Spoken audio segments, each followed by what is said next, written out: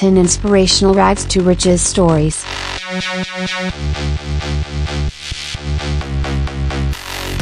Ten Inspirational Rags to Riches Stories. There is a saying that you need money to make money.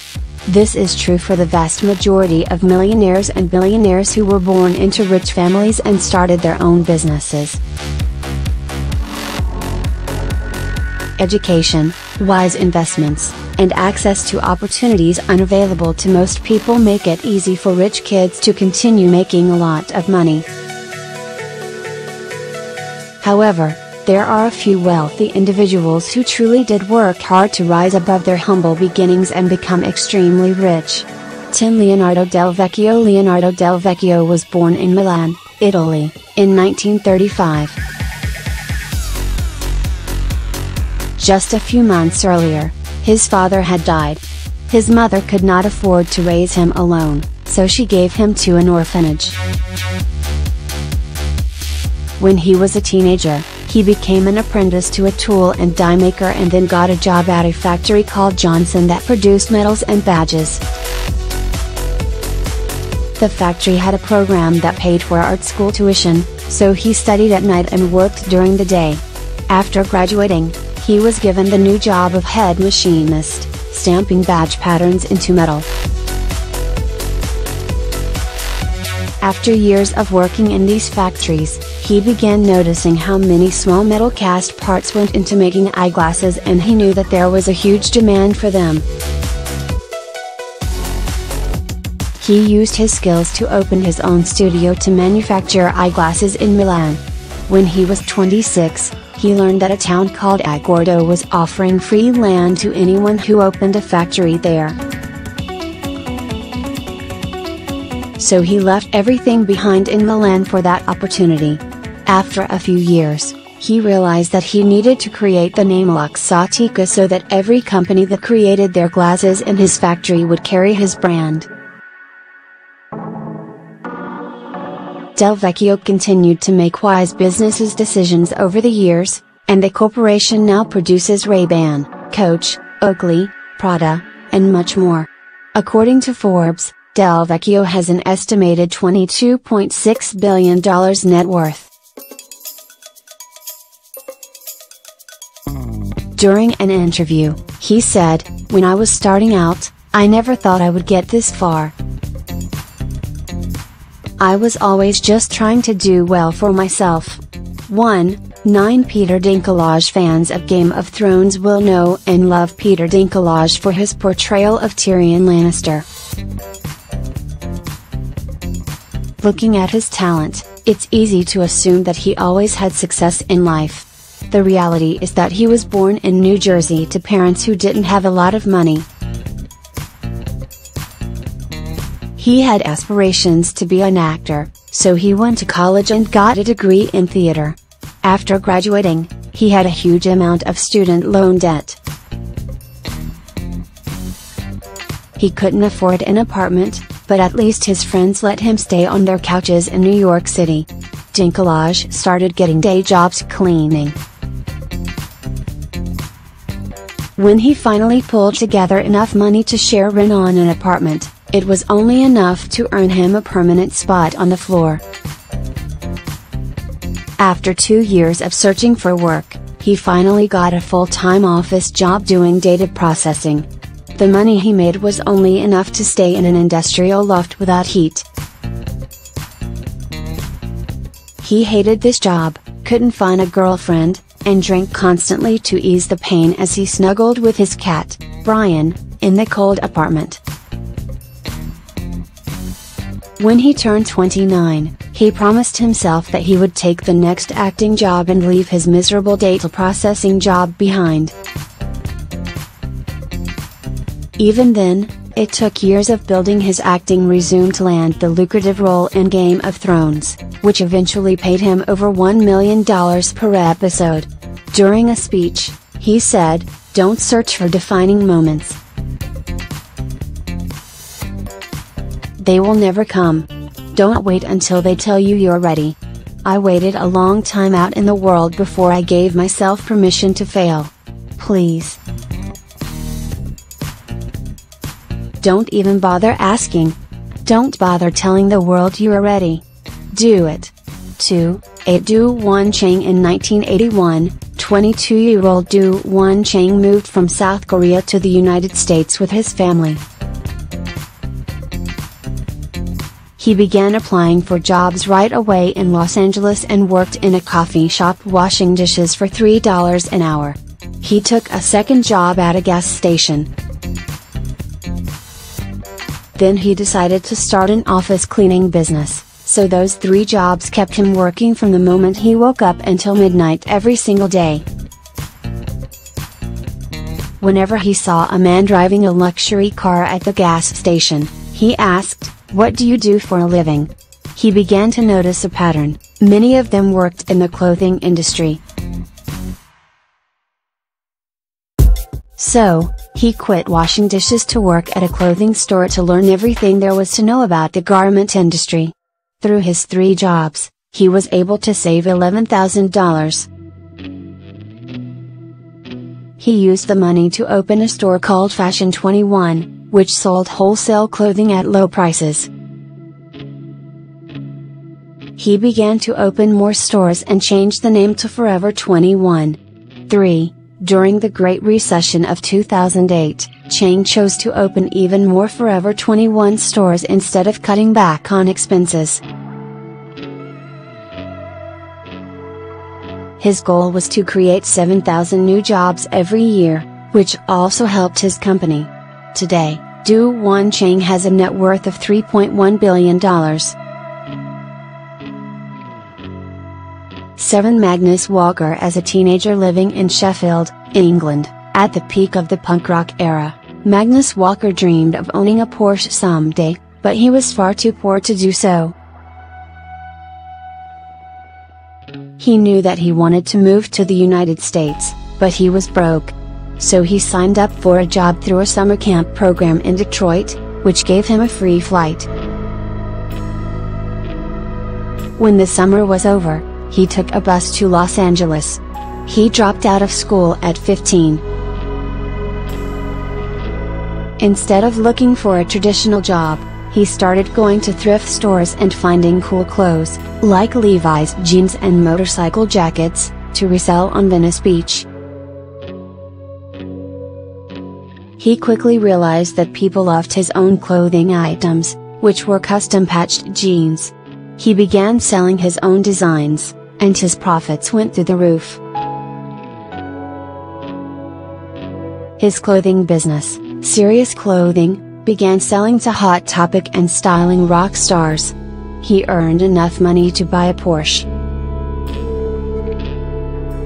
Then he began collecting, customizing, and reselling them, too.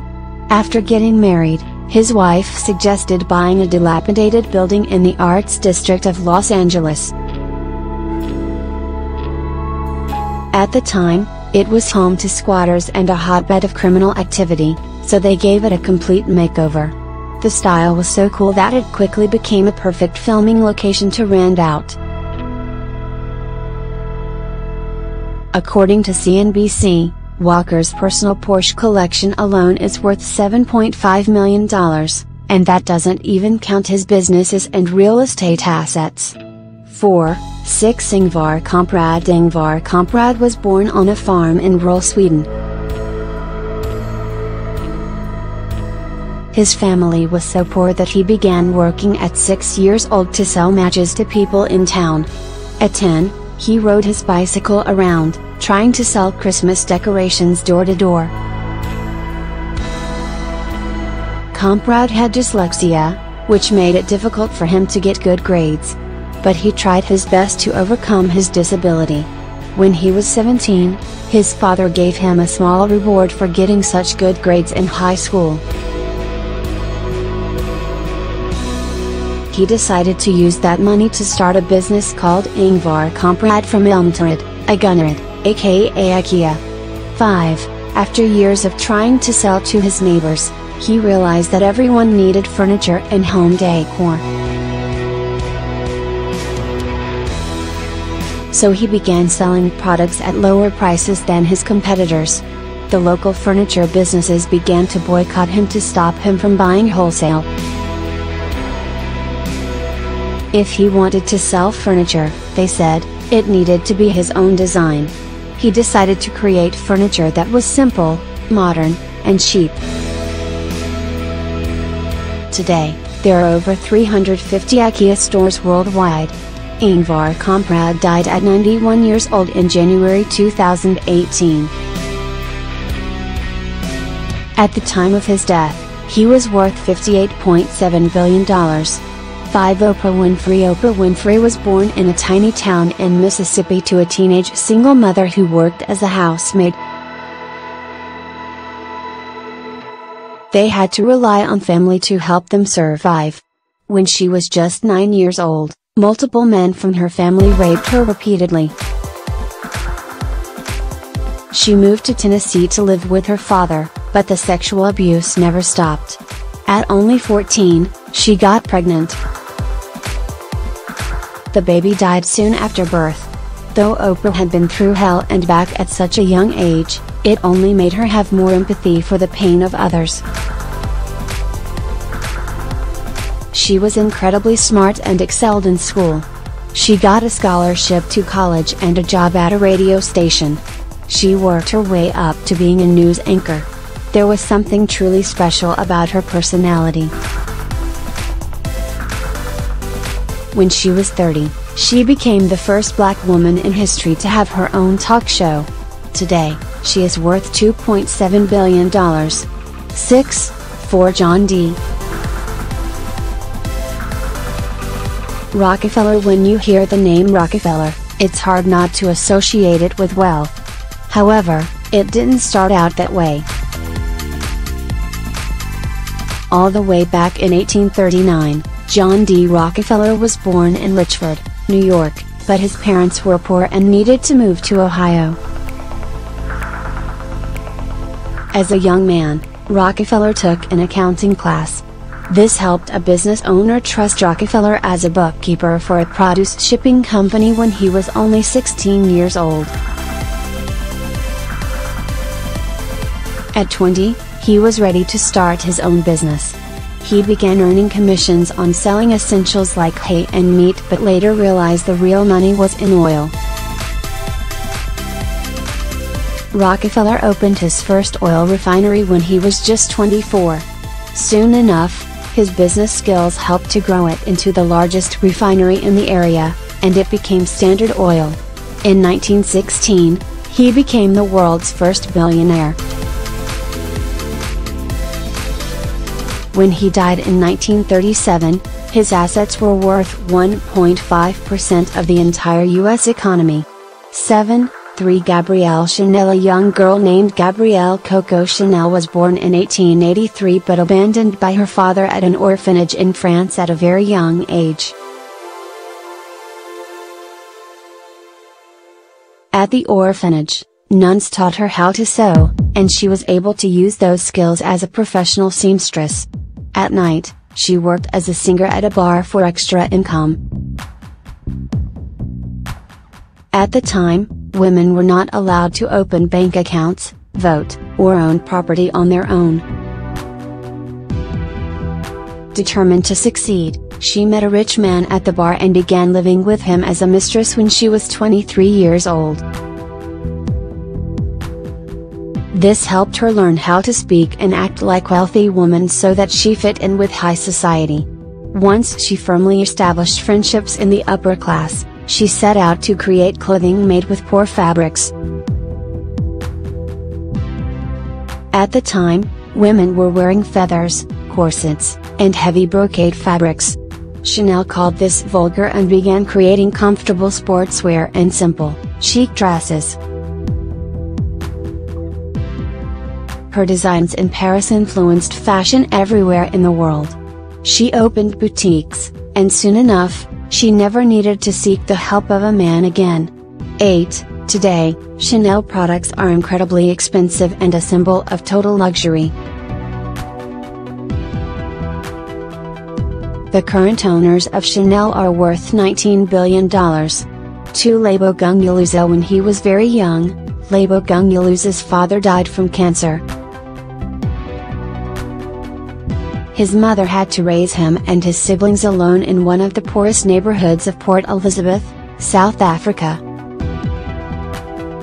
He struggled in school, and his mother spent what little money they had to send Gunguluza and his siblings to a private school. He wasn't able to get his high school diploma until he was 20 years old. He swore to himself that he would never struggle with poverty again. He vowed that he would be a millionaire by age 25 and devoted his life to just that. Gunguluza went to college to study business and got a sales job to help pay for tuition. After graduating, he founded a company called Gunguluza Enterprises and Media. By age 27, he became a rand millionaire. In 2015, his net worth was estimated at $19 million. He is also a judge on the South African version of the TV show Dragon's Den, where he mentors other entrepreneurs. Joanne Rowling grew up with two parents who struggled financially. She went to college with the dream of becoming a novelist, but her parents always told her that it was a pipe dream. As an adult, Rowling had to flee an abusive relationship in Edinburgh, Scotland, as a single mom. She was very nearly homeless, relying on government assistance to survive. Hitting rock bottom was the inspiration for her to dive into writing stories, so she focused on finishing her idea of Harry Potter, which had been brewing in her mind for a long time. Multiple publishers rejected her manuscript. Finally, when she was 32, Harry Potter and the Philosopher's Stone was published in the United Kingdom. Today, she is the most successful novelist in the world. The Harry Potter franchise has grossed at least $7.7 billion, and she is personally worth $650 million. 10. Shannon Quinn is an entrepreneur and writer from the Philadelphia area. You can find her on Twitter